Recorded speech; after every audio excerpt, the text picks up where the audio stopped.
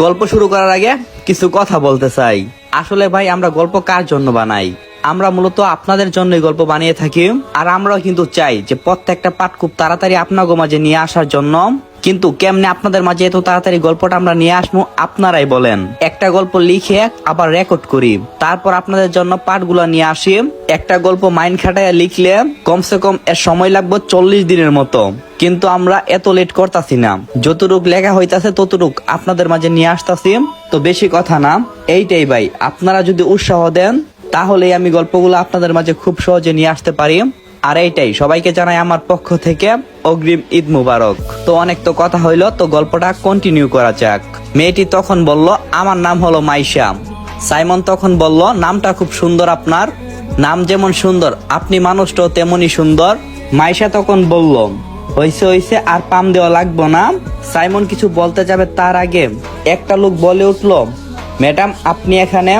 Simon তখন বলল, কিরে তুই ওনাকে চিনিস নাকি? সাইমনের পিয়ে বলল, স্যার চিনি।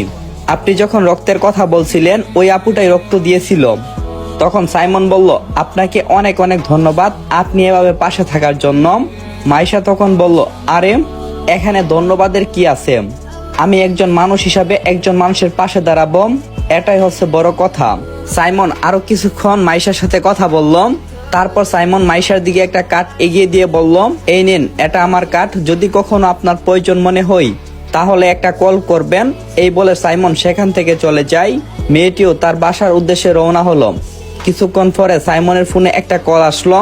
সাইমন কলটা ধরতেই ওই পাশ থেকে কেউ একজন বলে উঠলো, আপনার ভাইয়ের জ্ঞান ফিরছে, এসে দেখে যেতে পারেন। সাইমন কথাটা শোনা মাত্রই অনেক খুশি হই, কিন্তু সে মনে মনে ভাবছে সে চায় না যে সাজ্জাদ যে ওর ভাই এ কথাটা কেউ জানুক। যে করেই হোক এটা আমি লুকিয়ে রাখবো, কখনোই প্রকাশ করব না।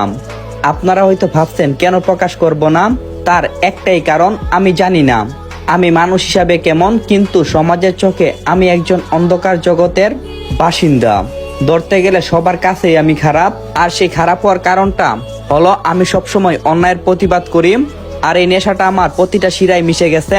আমি চাই না আমার জন্য আমার পরিবারের কেউ লাঞ্ছিত হোক। ছোটবেলা থেকে তো অনেক কষ্টেই বড় হয়েছি। অনেকদিন তো মুখে ভাতও জুটতো না, পানি খেয়ে থাকতে হতো। পেটের ক্ষুধার কি জ্বালা সেটা একমাত্র আমি বুঝি। কাজ করতে করতে হাতে ফুসকা পড়ে গেছে, কিন্তু কেউ দেখতে আসেনি আমি কেমন আছি। সেই দিনগুলো আমি কখনো ভুলতে পারবো না। পরিবার সবকিছু থাকতেও আমি একজন অনাথের মতো বড় হয়েছি। আমি জানি না আমাকে ওনারা খুঁজছেন কিনা, তার কারণ একটাই, আমি তাদের পালিত সন্তান ছিলাম। তবে এতটুকু জানি, আমাকে অনেক ভালোবাসতো, নিজের সন্তানের থেকেও বেশি ভালোবাসতো। এসব কথা ভাবছি আর চোখ দিয়ে অজরে পানি পড়ছে। তখন সাইমনের আন্ডারে কাজ করা লোকটি উঠে বলল, স্যার এতিমখানার চাল ডাউল সবই শেষ, এখন কি করব? সাইমন তখন বলল, তুই ওইসব নিয়ে চিন্তা করিস না, আমি টাকা পাঠিয়ে দিচ্ছি, তুই এতিমখানার সব ব্যবস্থা করে দিয়ে আয়। এতিমদের মুখে হাসি ফুটাতে চাই, কারণ আমি যে কষ্ট বড় হয়েছি, তাই আমি চাই সকল এতিমদের মুখে হাসি ফুটুক। আমি চাই সকল এতিমদের পাশে দাঁড়াতে। আল্লাহ যখন আমাকে দিয়েছে ওইটা আমি অবশ্যই কাজে লাগাতে চাই। তারপর সাইমন হাসপাতালের উদ্দেশ্যে রওনা হলো। এমন সময় সাইমনের মোবাইলে একটা কল আসলো। মেইলে কণ্ঠে কেউ বলল,